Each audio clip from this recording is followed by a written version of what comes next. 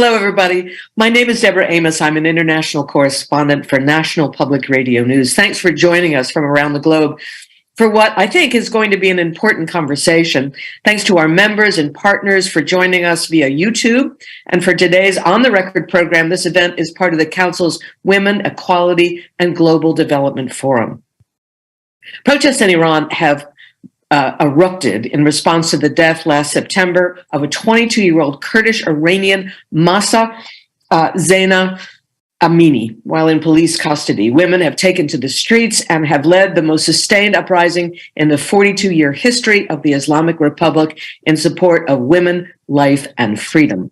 Protests continue to rage. Many wonder if Iran will see any institutional change within the Islamic Republic. We have some great panelists to talk about this. I'm going to ask each one of them to introduce themselves. I'll start with Kian, Azadeh, and Goli.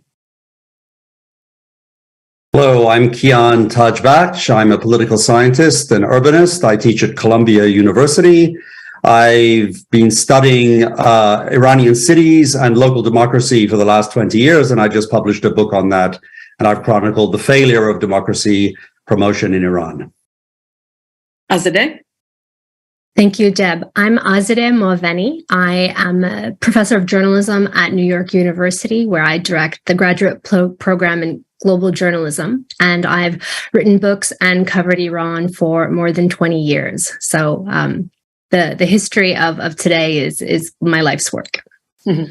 And Goli. Thank you very much to you, Deborah, and the Chicago Council for having us here today. I'm Goli Ameri. I'm the former U.S. Assistant Secretary of State, as well as the U.S. Representative to the UN General Assembly and the UN Commission on Human Rights. Currently, I'm the CEO and founder of a tech company, Started Up. Let me ask, I'll start with Azadeh. Azadeh, catch us up. So this has been going on for months. Why is this protest so different from anything that we have seen before? And why is it led by women? Thank you. Well, I was actually in Iran in September in the first phase of the protests. So I had a chance to watch some of those early days unfolding firsthand. Part of why now, part of the answer to the question of why now, is that things in Iran have arguably never been so bad in the last 40 years. Politically, state-society relations have never been so degraded. The political system is deeply paralyzed, very narrow space for any politics at all, and the media environment is suffocated. On top of that, you have an economy that's in total free fall, the pauperization of the whole country. And in the last 2 years where I've been spending time there, the combination of economic mismanagement and U.S. sanctions have resulted in really deteriorated living standards. Iran wasn't even able to buy vaccines for COVID. So, I see it in the lives of friends, relatives, that materially people are so much worse off than ever before. And why women? Well, women, of course, experience all periods of economic downturn more acutely, more particularly than men. Women's job losses have been higher than men's throughout this process. The COVID pandemic hit women very hard. They're, of course, as in so many places, up against not only that economic downturn, rising inflation, but doing the social care for their families during the pandemic. And of course, there's a long history of them experiencing life in the Islamic Republic as secondhand citizens. So to conclude, the death, the killing of Mahsa Amini at the hands of morality police really brought home, I think, in a deeply humiliating way, the status of women in Iran today. So palpably, the idea that a young girl could be killed for flouting dress codes, which are selectively enforced on Iran's lower and working classes anyway. So it's really a culmination of a progressive decline across sort of all aspects of Iranian life, political, social, cultural, and economic. And this spark, just like the sparks of the Arab Spring, I think pushed women, especially a younger generation, out into the streets as the only way to get their demands and their anger heard. It's interesting that you referenced the Arab Spring because in some ways, the 2009 protests in Iran were the precursor to the Arab Spring, and none of that worked out. There was no change pretty much across the board. So, Kian, is this different in a way that we could see change in Iran that is lasting in some ways? Well, I mean, to answer that question, I'd like to just briefly build on what Azadeh said, and I agree with her, but I just wanted to make the point that I think to understand the current crisis, there are proximate causes and there are longer term, deeper causes. The proximate cause, of course, was the death of Mahsa Amini when she was in custody as a result of this morality police law and the mandatory hijab law. Now, I think the important point about why this is so different today is that for the last 4 decades under the Islamic Republic, there's been a somewhat kind of tacit, but although antagonistic bargain between the ruling Islamists and the millions of women who dislike the imposition of the mandatory hijab. The bargain went like this. Somehow the regime would allow women to work, to have professions, even thrive in their personal lives to an extent, as long as they wore the hijab. And in return, the worst the regime would do is fine and harass the women and, maybe imprison them and so forth for a brief period of time. But with the death of Mahsa Amini in the custody of the morality police, the regime broke this bargain. I mean, I think it sort of broke the bargain, and millions of women were just simply unwilling to risk death for improper wearing of Islamic clothes, which is what the Islamic government wants to do. The second point I would say is that, why this is so different is that we have a young generation, for whom the bargain that came about after the 1979 revolution, the idea of that there would be an attempt at a new kind of authentic nationalist government, no longer makes any sense whatsoever.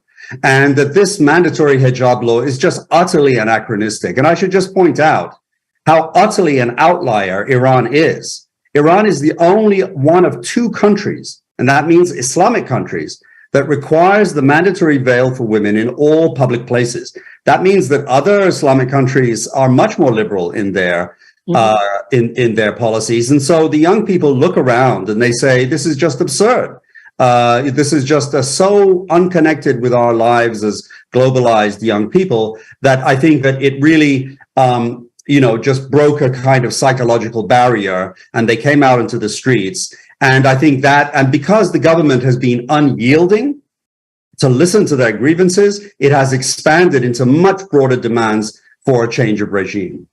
Goli, let me pick up on that point about it's now, bringing a much tougher rule about hijab. I was there in 2014, and I was shocked because I hadn't been there in almost 20 years, how people were dressing. One bobby pin on a veil that everybody's hair was out. People were fully made up. They had nail polish. It was astonishing to see how young women dressed. Is it partly that the clock was turned back, that this regime said, no, we're not doing that anymore. Now you have to be more Islamic than you were, in 2014. Do you think that was part of the spark? Of course, there was a death, but is that part of why everybody's so angry? They had something and it was taken away. Well, Deborah, I think one interesting point that I saw very recently was this poll that came out of the Tony Blair Institute on kind of the demographic, religious proclivities of the Iranian people. And it actually says that 70% of Iranians oppose the mandatory hijab, 84% of them want to live in a secular state, and 26% of urban Iranians pray 5 times a day, and 33% pray 5 times a day in rural areas. So this has become an increasingly secular state. And in addition, you now have this Gen Z generation, basically, that has become the nightmare of this regime, because these are people that are educated. I mean, one of the factors that many people don't know about Iran is that Iran literally has a 96% overall literacy rate, with 98% amongst all the young people. And women actually have a 96% literacy rate. up to 40% of the Iranian working population has some level of higher education. So you're dealing with a highly educated, connected population that, this clerical regime want to take them back to the Middle Ages.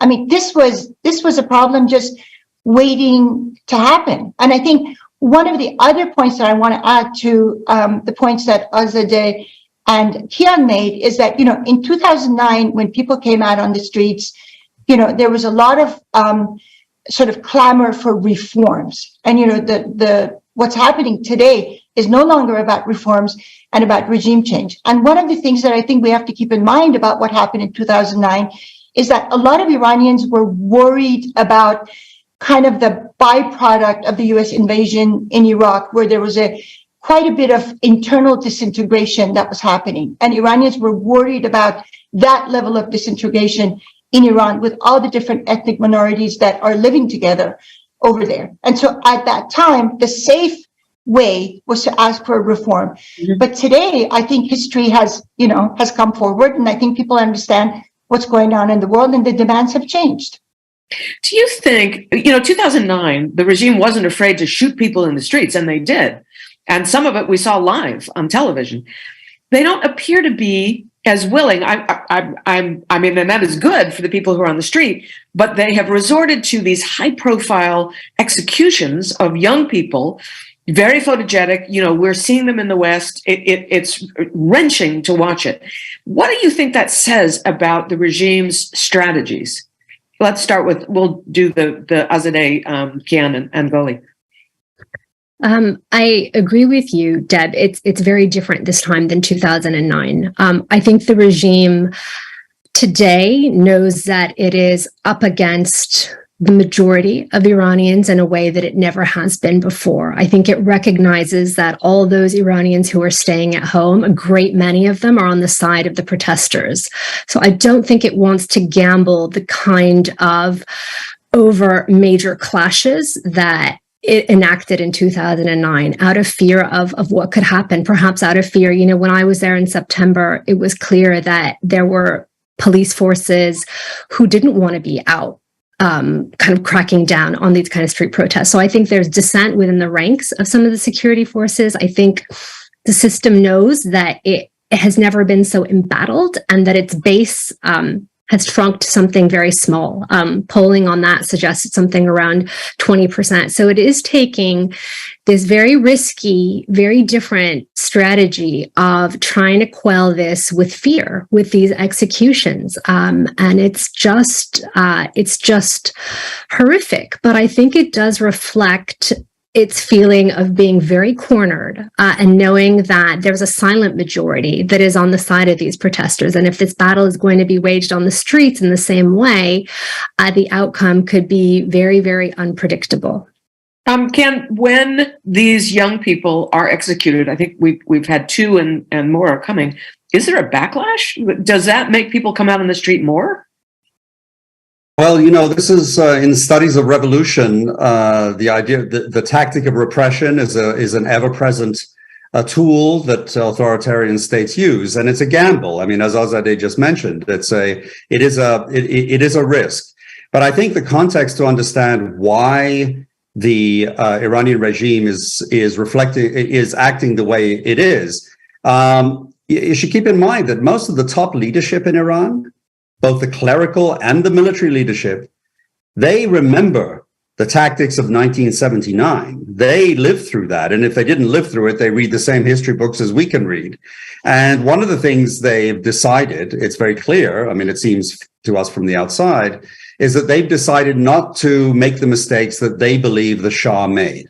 And they see kind of the Shah dithering between concessions one day and repression the next day, and that led to his downfall. And they also remember their spiritual and political figurehead, Ayatollah Khomeini. They remember him being absolutely uncompromising about the overthrow of the Shah's regime at a time when it was unthinkable. That was the famous phrase from the U.S. Embassy that shocked President Carter's administration when they said we should begin thinking the unthinkable. No one thought that was the case. So Khomeini was very uncompromising, and they looked to that as a reference, and so they're digging their heels in.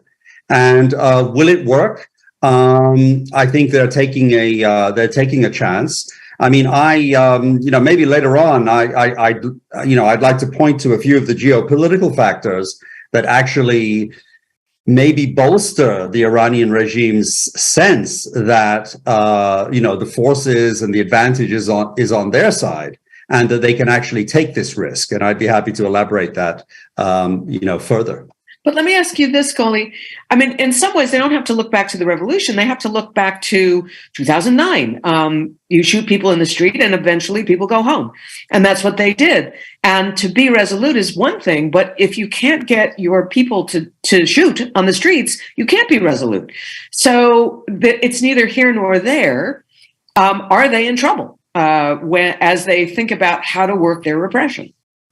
Right. Well, I think it's very clear that they are in trouble. And I think Azadeh and Kian both made very good points on this topic, so I don't really want to belabor that point. But I think one of the things that we've heard out of Iran is that you have a lot of imported people from Syria and from other regional countries that have been brought to Iran in order to put down the protesters. And one of the things that I really want to highlight is the Europeans in many ways have been vocal in support of the Iranian protesters. But until the day that the Europeans are trading with Iran, they are trading with the IRGC. They are putting money in the pockets of the IRGC. And this money, in effect, is contributing to the internal repression that is happening in Iran. So it's very nice that the Europeans are vocal about, Iranian protests or the people that are being murdered. But they've set up this mechanism called INSTEX, which is the bartering mechanism. And that's how they go around the US sanctions. And this is a very important point. Although they did that because they thought it would help get Iran to sign on to a nuclear deal. And that was a big, it was a big win in Europe. They figured, okay, this will bring them in. The goal just changed. I hope we can talk about the nuclear deal because I think that's an important topic. Deborah, can I jump in here just for a second? I just wanted to pick up on your question about is the government, the regime in Iran in trouble? And I think that it's fair if we have a little bit of a kind of analytical perspective. There's good news and bad news about the current crisis. The good news is that, as we talked about before, I think there is something unprecedented that these brave young women and their male supporters have created. They have broken down a psychological barrier against talk of a future Iran with a different political system. I should tell you, in 2016, by the way, you mentioned 2009 twice, Deborah. I was in the protests in 2009, and I spent over a year in prison because of those Green Movement activities. But so I know very well about the way they cracked down. But the good news is that even when I left Iran in 2016, even though people were talking quietly behind closed doors about alternative futures and the possibility of a different political system, today that psychological barrier has been broken. And I think that there is a much broader discussion. It's allowed many people, even reformists, even people who call themselves reformists, and a lot of other people to speak much more openly, much more forthrightly and boldly about the possibilities of a different future and the pros and cons of it. That's the good news. The bad news is partly what Goli mentioned too. And I just want to make a couple of points about are they in trouble? Experts who look at revolutions, look at people power, have pointed to a number of troubling trends over the last couple of decades, which doesn't necessarily bode well for large-scale civil society, people power movements. One is that the incidents of successful people power, the ability of mass protests to topple a regime and overturn a government and install a more democratic government, have declined markedly over the last 2 decades. And there's a number of reasons for that. But in other words, it's never been as unlikely that mass people power overthrows a regime, even in the last 70, 80 years. The second issue, second bad news for the supporters of a more liberal Iran, the protesters in Iran, is the question of the size of the population that is out on the street. And if you permit me a little bit of sort of nerdy facts here, experts who study revolutions and study people power-driven revolutions have posited something they refer to as the 3.5% or 5% rule. And that is to say, there is no mass protest that has failed that has had more than 3.5% of the population in the streets. That is to say, you don't need 80% of the population in the streets, but somewhere between 3.5% and 5% of the population, if they get into the streets, then you're talking about a new ball game. The Philippines in 1986, the people power regime, that was over 3.6% of the population then was in the streets. Now let's look at Iran. The population of Iran currently, between 16 and 24, between 15 and 64 years old, in other words, the people who would go out onto the street, is about 60 million. That means that if we use that rule of around 3.5%, it means we need about 2 million people in the street to follow this rule. We're not seeing that size yet of mass protests in the street. When we were in the street in 2009, there were estimates of 1 million or more people in the street from urban, middle class and middle-aged people. That was a different, that posed a real threat. Even though the protests are extremely widespread around the country, they have yet to bring in this mass of population. So in this respect, I'd say this is one of the things that we have yet to see.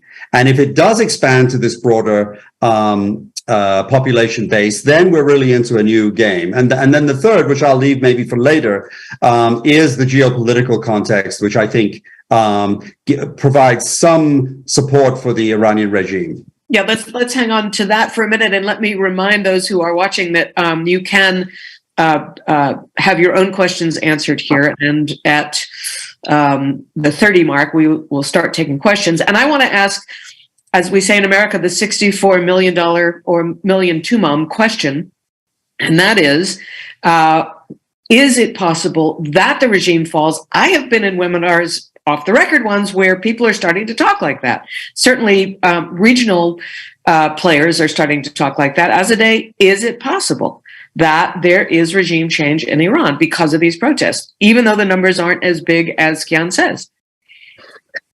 I don't think we see a roadmap for how to get to that outcome.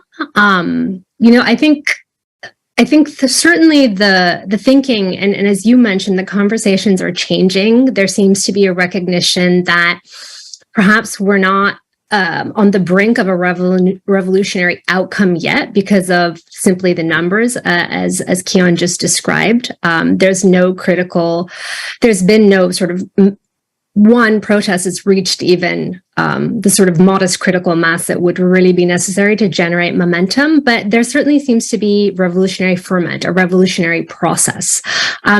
How we get from, or how that goes from what we see now, the sort of pattern of the last 3 months of scattered, sustained protests across the country, but concentrated in 2 areas where Iran has ethnic and religious minorities, Kurdistan and Baluchistan. The unrest has been really fierce there. And that allows or encourages the government to use the threat or the possibility of Iran's fragmentation as part of its crackdown, and I do think that's important. But I think what's missing, and where the gap is that these protesters, while unified in articulating what they don't want, which is a theocracy, have not been able to organize collectively around a positive vision. What do they want? How are they going to organize and figure out what that is and how to get there?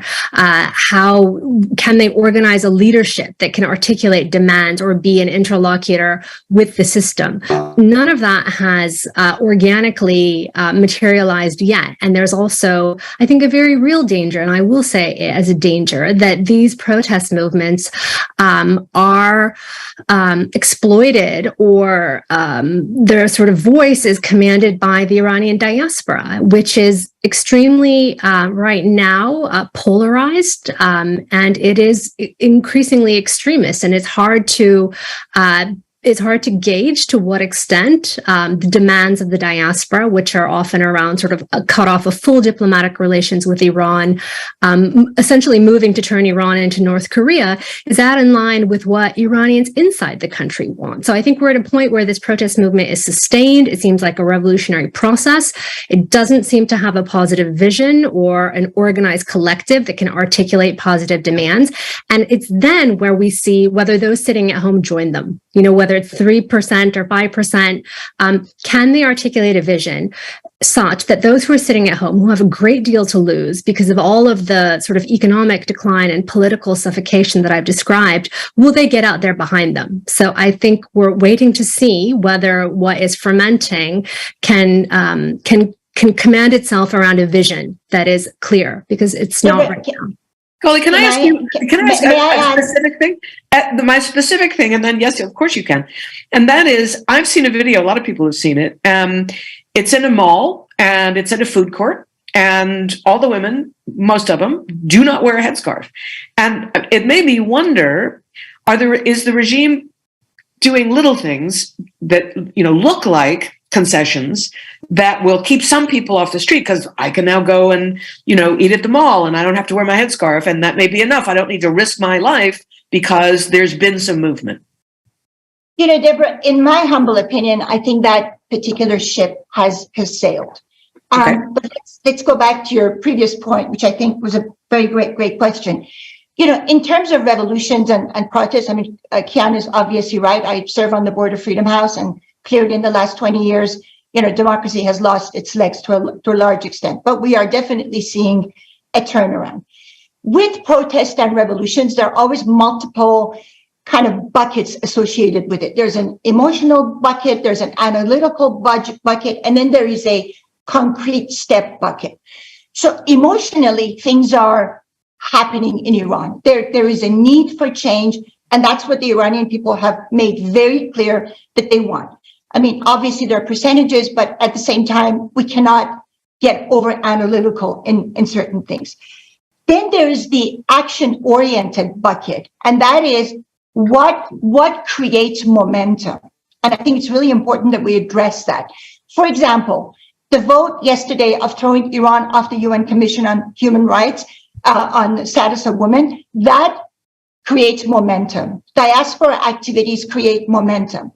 But now we come to global democracies, and what kind of momentum is it that they can provide for the protesters? Some of this analysis that we're talking about right now is the analysis that, for example, the National Security Council or, those people need to do. But then there's also this matter of being imaginative as to what the next step can be. And for democracies to wait around and to see what is going to happen in Iran is not exactly the right policy. This is something that needs to go hand in hand. And I'm going to go back to what I just said. For the Europeans to continue trading with a regime that is clearly no longer wanted by the Iranian people, that is a wrong strategy. It does not serve them well. For the US and the administration, there are multiple ways of putting pressure on the Iranian government. Maybe, throwing out ambassadors is not necessarily the perfect thing to do, but IRGC has $31 billion in foreign assets. And every effort needs to be made to freeze those assets. Those are concrete steps that can get done, in order to put pressure on the Iranian regime. These are the things that cause momentum and create momentum.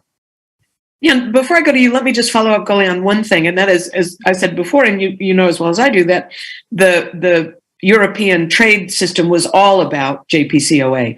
And I wondered if it's time to just say, all right, that's not going to happen. Because you'd have to get the Europeans to say that for them to take a part. Can I just jump in here, though? I mean, Iran is cut out of the global banking system. There is barely any trade with Iran right now. That's why Iran's economy and that's where has tanked. That's where Instex No, but Instex was set up for humanitarian exemptions, and Instex doesn't even work. So they say. But in reality, that has not been transactions processed through Instex. So I think this is not a correct portrayal of either instinct or actually the volume of trade with Iran right now. I mean, clearly, part of what we're seeing is a result of Iran being economically completely isolated and marginalized from the global economic system. Like there is no major European employee. One at a time, please. China is busy buying Iran's smuggled oil. But Deborah, I would really love to go back to your JCPOA question, because when I look back historically as the way the Europeans have handled the Iran situation is, they talk a good game, they sort of are honorable in talking about the JCPOA, but in the meantime, they've been fattening their coffers trading with Iran. That is a fact. And let's talk about the JCPOA. The Iranian regime has been a long-time student of North Korea. They have well understood that if they follow the path of North Korea and they get a nuclear weapon, their longevity is guaranteed for eternity. Look at how many administrations have passed along the ball of North Korea from one to another because nobody can figure out what to do with North Korea. And Iran is following that path. And I think for all three of us on this call who have an Iranian heritage, I think we are all very familiar on the mantra that was happening in Iran when we were all growing up, which is the mullah will say or do anything for a buck. I think US administrations and Europeans believe that this clerical regime can be trusted. And so therefore, let's have the JCPOA. And what the mullahs have been doing, they've been slow rolling everybody that was part of the JCPOA negotiations for decades now. Yeah, and how many times? Let's just remember the history of this. There was a time when, in the Trump administration, which crashed JCPOA, when there was support for what the Europeans were doing because it looked like that was the way to get back to the table. But I want to go back to Kian, who suggests that there are regional players who want to make sure that Iran stays where it is. That Russia is one of them. The protesters don't succeed. Right. I mean, I think wading into this controversial area, which for a variety of personal reasons, I have to be cautious about because I came out in 2016. I was released from Iran in 2016, partly as a result of the JCPOA, but. I mean, I think that what Goli is pointing to is important, and I think it's important for the West and also Americans, not just Europeans, to understand. And that is to say that, when you look at the bad news, in other words, what does the regime have in its corner, which it feels that the stakes are so high that it's not going to concede to protesters? First of all, remember that China is going to backstop Iran for several decades now. It's buying their cheap oil. And if I was sitting in the leadership in Tehran, I'd say, well, if China is going to bail us out, basically, why would I concede to a bunch of teenagers in the street? Not only that, the Iranian regime looks around and says, we basically, defeated the West and the United States in Syria. And so and then third, as Goli mentioned, I mean, it could be, and this is a very sad, this would be a very sad verdict on U.S. foreign policy, it may be too late. Iran might be already a nuclear state. In other words, they have been playing the long game, stretching out negotiations, buying time so that they could develop their nuclear capacity. And I think that it's sort of, by all accounts, it may be too late. And the current American administration is, until recently, following a path, to revive the JCPOA based on a kind of theory of the case on Iran, which I think is very questionable in terms of its assumptions, in terms of, what would be the impact of a JCPOA on Iran, quite apart from what it is for American national interests. But that's one thing. The second thing is that the regional, Iran is in a more powerful position, influential position in the Middle East area than it has been maybe for a century or maybe a couple of centuries. I mean, this is unprecedented for the Iranian regime. I mean, the Shah would have dreamed of this. They basically control Lebanon through Hezbollah. They have deep influence in Iraq. They have deep influence in Syria. And so I think that this raises the stakes for the regime to dig in and to maintain their position. The fact that Iran is, supplying drones and armaments to Russia in Ukraine is an absolutely, astonishing turn of events. And I think it shows that the Iranian regime is very committed to this anti-West, anti-American position that they have, to the extent that they're willing to ally with Russia in what is the largest land war in Europe since 1945. And so I think all of these show not so much that, Iran is an isolated, beleaguered country. What it shows is that Iran has committed itself to be an antagonist, and it wants itself to be isolated. It's hard to think that sanctions, for example, are so determinant in Iran when that country can turn around and provide armaments to another country. I mean, if we reduce the sanctions, all they will do is use that to send more armaments, perhaps. So the money is fungible. So, I think that regionally, unless the Abraham Accords, which is the new alliance between Israel and the Gulf Arab states, unless that ramps up into a security alliance, which was created at any rate to counteract the Iranian presence in the region, unless that ramps up into something serious, Iran remains powerful, it remains influential. And I think that, I think all this means that it provides them resources and provides them some confidence that they can be backstopped into the next, at least for the next decade.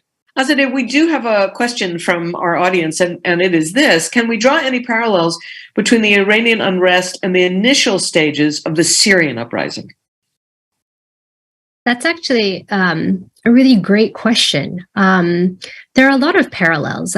Both were uprisings, Syria certainly was, and Iran still is, an uprising that has started out with very peaceful means, peaceful protests, civil disobedience, and is making demands amongst a very diverse population for equality and dignity and citizenship. I think what we're seeing in Iran is a radicalization of the protests because of the response of the system, which is to sort of cover its ears and cover its eyes and not respond to any of those protests, any of those protesters' demands. And as a result, the movement becomes more radicalized. That's precisely what happened in Syria. In Syria also, there were elements within the sort of Syrian opposition that wanted that had a very different agenda from the sort of mainstream of the protesters. There were jihadists in Syria, there were Sunni radicals in Syria who wanted to sort of direct the Syrian revolution to sort of create an Al-Qaeda style or Muslim Brotherhood style state in Syria. Of course, the Assad regime, to a large extent, played into the hands of those those more radical elements and created fear in the population by saying, look, if these guys take over, you'll have genocide of minorities. They inflamed those elements, those radical jihadist elements, in order to frighten the sort of moderate population of Syria. And it turned into a movement that was much, much more radical and violent, and ended up, as a result, largely failing. And it did also become a proxy war where different different states in the region were also pouring money and resources. I don't think we're there yet in Iran, but we definitely also see opponents of Iran poking at the sides. There's certainly money, weapons that are funneled into Iran in these border regions. So there are certainly regional forces that are watching very closely, seeing whether they can exploit the unrest to advance their own aims. So I think we're at a really delicate time in the Iranian movement. And I think what unfolded in Syria is a danger for Iran. And clearly that's a playbook that the Iranians observed well and assisted in well. So may I ask a point to that? Yes, you have the last word here, Goli. Actually, I wanted to kind of add to what Azadeh was saying about the Syria situation, because in many ways, I think we can look at the Iranian protest as a gift to the West, because what happened in Syria is because Iran and Russia got involved in Syria, and as a result, the United States and Turkey and everybody else needed to get involved, and hence you had that Syrian civil war. Russia is busy. Russia has its hands tied in the Ukraine. Russia does not have the wherewithal or the resources to create another issue in Iran, which is one thing that, the Western governments were really worried about in 1979, which is why Giscard d'Estaing decided to have the Guadalupe conference to figure out exactly what they should be doing about Iran. That issue does not exist because Russia is busy. And that is, I think, one of the most critical aspects that oftentimes people forget. And I want to add one other thing to our conversation. One of the unfortunate things about Iran policy in the United States is that it has been very partisan, and it has mostly been for domestic consumption rather than strategic or fact-based. And I think this is the time when Republicans and Democrats, as polarized as we are right now in our country, need to come together and come up with a joint strategy and policy on Iran that will work. Clearly, the Iranian people have spoken up. We are no longer in 1973. We are no longer in 1953. We're no longer in 1979. We are in 2022, where the Iranian people have spoken up. So I really hope that Republicans and Democrats can come together and jointly craft a U.S.-Iran policy that is strategic and fact-based. Goli, I'd like to thank you for the last word. That was so appropriate. And I want to thank all of you, Tian, Azadeh, and Goli, for a really, very deep conversation about Iran and where it's going. I'm not sure if we answered all that many questions, but all of you gave lots of details to think about.